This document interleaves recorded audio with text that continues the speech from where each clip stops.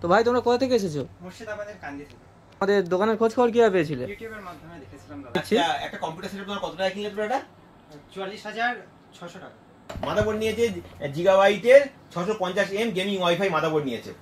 পয়সা নিয়েছে 8500G পয়সা নিয়েছে রাইজানের। টপডুটি ব্লু এসএসডি নিয়েছে, খুব ভালো এসএসডি নিয়েছে। এক্সপিজি একটা র্যাম নিয়েছে DDR5 এর 16GB 550 ওয়াটের এসএমপি নিয়েছে কুলার মাস্টারের। MSI কোম্পানির 25 ইঞ্চি 100 হার্জ এর মনিটর নিয়েছে একটা গেমিং মনিটর।